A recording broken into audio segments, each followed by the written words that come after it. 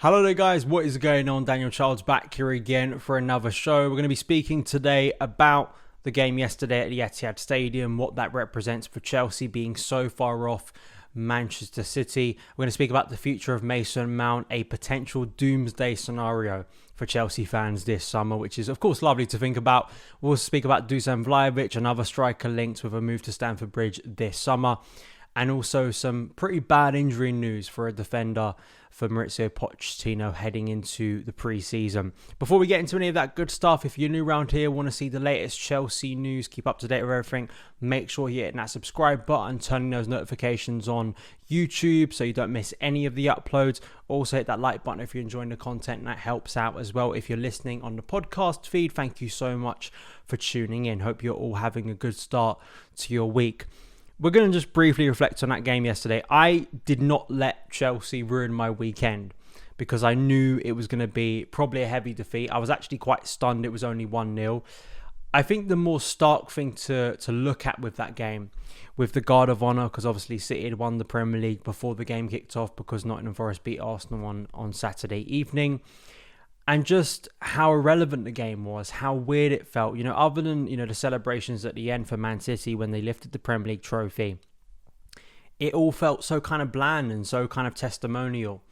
And to think this is Chelsea, and I hate to sound like Roy Keane, I hate to sound like Graham Souness, but just on kind of a competitive level, how certain we all are and have become this season of Chelsea not showing up, of Chelsea not showing much fight in these games. Again, I try not to lean into that stuff too much, but it's quite funny to me that the fastest I've seen some Chelsea players run was at full-time whistle when there was a pitch invasion. That's the most motivated I've seen some of those Chelsea players look in many months this season, because they've barely showed it on the pitch, going through the motions. And thank God we only have 2 games left. That is the one saving grace of what has been the worst season supporting Chelsea in my lifetime. Like, obviously I've been very blessed, and I speak from a level of great privilege when I say that, because obviously with my age I've been very, very blessed to see the great years of Chelsea and seen us win many trophies. But just the lack of competitiveness from this team was just very hard and has been hard to stomach for many weeks. But it should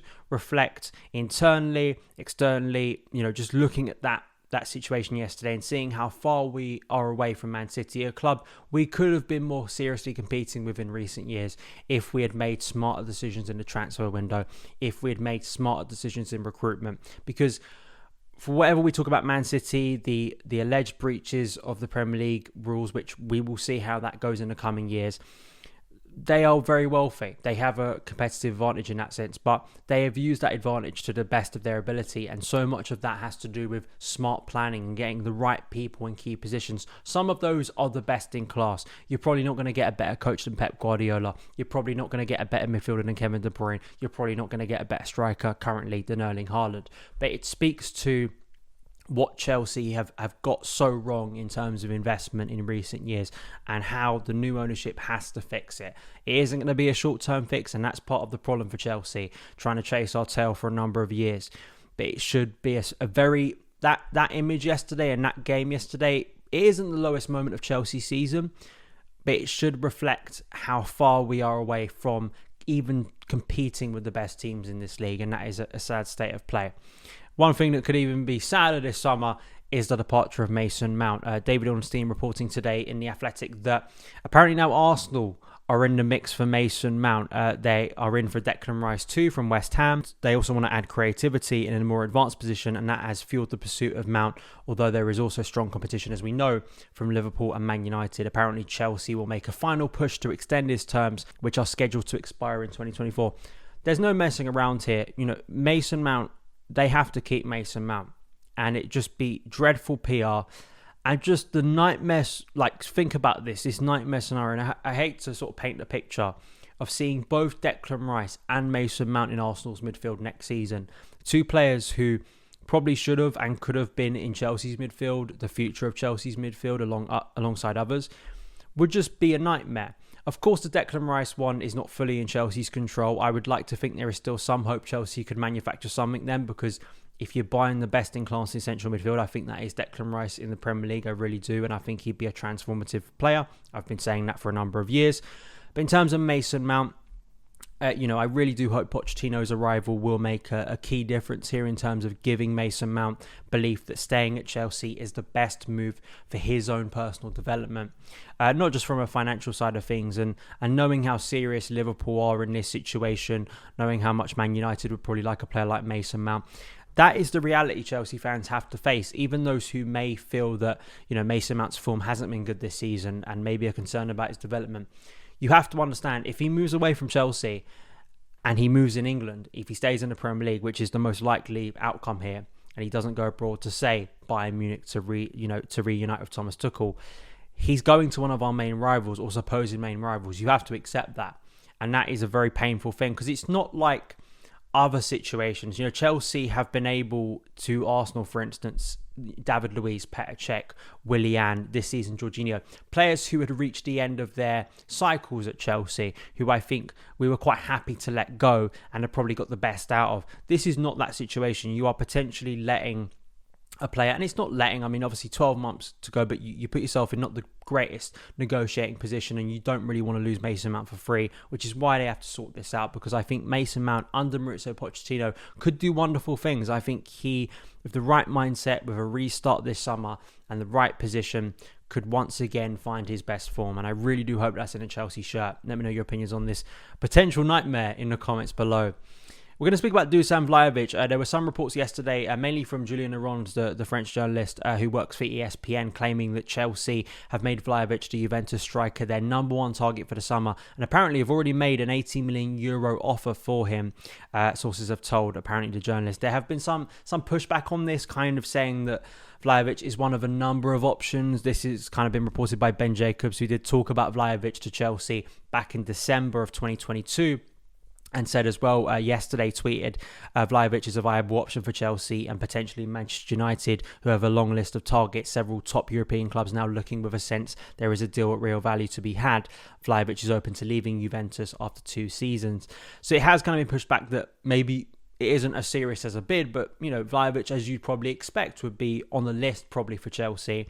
There's a lot of variables here, that a lot of moving parts. One of those, Romelu Lukaku, and I know that some people don't want to kind of face that situation, but it's a reality. Inter once again coming up publicly today, or I've seen reports recently saying, once again, Lukaku very, very likely to return to Chelsea. What do we do with him before June the 30th, when we know Chelsea are going to have to sell a lot of players for the financial accounts, basically, to stay in line with FFP?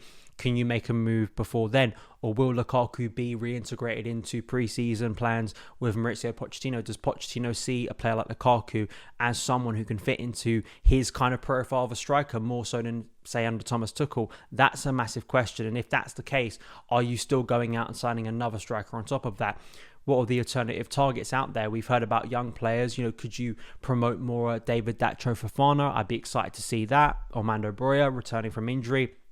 But then you've got players who we have buybacks on, like Tammy Abraham, who I still think should be a very serious consideration for Chelsea, and I think would be, I think that'd be very exciting to see Pochettino work with Abraham, given what he has done in the past with other young strikers and just young players, but particularly Abraham. But I guess Abraham, I could completely understand why him personally may not be as open to returning to Chelsea, given what happened, given the way it ended, and given how well things are going at Roma. They're in the Europa League final, and he could be a star, a hero in that final for Jose Mourinho, which would mean if Roma win the Europa League, they'll be in the Champions League next season, guaranteed. So all round, that isn't a certainty, but Chelsea do have a buyback clause for Tammy Abraham, who I'm personally a big fan of and would love to see. I think that's been one of Chelsea's biggest mistakes in recent years, was letting Tammy Abraham go. But he isn't the only option out there. But I'm not convinced on Vlahovic because it has gone quite wrong since he's moved from Juve. Circumstances and moving, to a different club, even though it's in the same league. Of course, he's got a lot of goals for Fiorentina, made him look like a brilliant striker. As some people did, Chicago Dimitri, maybe some of you guys follow him on Twitter, does a lot of data and kind of looking at the underlying numbers. I remember before he even made the move to Juve, was kind of doing deep dives, and I'll probably link this in the description box below, about Vlahovic, and actually his underlying numbers aren't that great. And it was kind of saying that and suggesting that his kind of goal scoring record was going to be hard to maintain. And if you look at what's happened since he's made the move to Juve, all those variables considered of a change in location, a change in squad around him and system, it hasn't worked out. He hasn't been able to maintain that. As I say, Juve have had a very difficult season. It hasn't been a good time at Juventus, and you can understand why some players would want a fresh start, but things to consider when we're talking about Vlahovic in the context of other players that Chelsea could be going for this summer and potential options there. Let me know your opinions. Am I being a little bit too harsh on Vlahovic, who, I've got to be honest, don't watch every week, but given some of the data I've looked at before and just thinking about potential other options, isn't the first one that kind of jumps out to me and says, yeah, this is the perfect option. But we'll see if he becomes that in the coming weeks and months. The final thing to speak about is a sad bit of news regarding injuries, and this is Benoit Badiashile. Apparently he's going to miss the start of next season in a blow to Mauricio Pochettino plans. This is from Nazar Kinsella of the Evening Standard. Badiashile, it's really, really frustrating given that, this groin injury has come at a time when we expect there to be quite a few players leaving, and that opens the door, and we're thinking about next season and trying to be positive and rebuild, or kind of looking at this young core that Pochettino can now start to build around. And I really do kind of factor, obviously, Badiashile in that. He has been one of the rare bright spots of this season. He really has. I think he's been a really shrewd piece of business that's come in for a good fee and has proven to be very quickly, I think, a good addition to the squad. I think probably should have played more. In retrospect, maybe a mistake he wasn't placed in that Champions League squad. It's a shame, it really is, particularly for a player who is young, who probably was looking at the situation and going, with a new coach, with fresh ideas, maybe with less kind of competition in and around me, a less bloated squad, I can come in and really make myself a regular under Mauricio Pochettino. Obviously, that's now going to be halted. Hopefully, he can recover quicker than expected. And when you have the competition of Levi Colwill returning, who would love to take that spot too, we don't know what the formation is going to look like. It is Mauricio Pochettino, who in his career has kind of favoured more a four-man defence. He has been flexible to move to a three-man defence. In the past, he has kind of done the thing where he goes to a three-man defence sometimes and moves a central midfielder into defence. Obviously, you need a player who can do that. But that obviously lessens, the opportunities compared to a back three. And Colwill, obviously, if he's fit and raring to go, will be, so hungry to take that opportunity and get into the Chelsea first team. So it's a shame, because I think he's proven to be a good signing. So hopefully he can recover quickly and get back into the team next season, because I do think in the long term he can prove to be a really, really good piece of business for Chelsea. So all the best, Benoit, on your recovery over the summer. But that is it for today's show. We await once again the announcement of Mauricio Pochettino as Chelsea's new head coach. Maybe some other announcements this week, we will see. Please do give this video a like, share it around with your friends. Make sure to give us a positive rating review on the podcast feed wherever you're listening to it. It really does help out. And I will see you again very soon. All the best.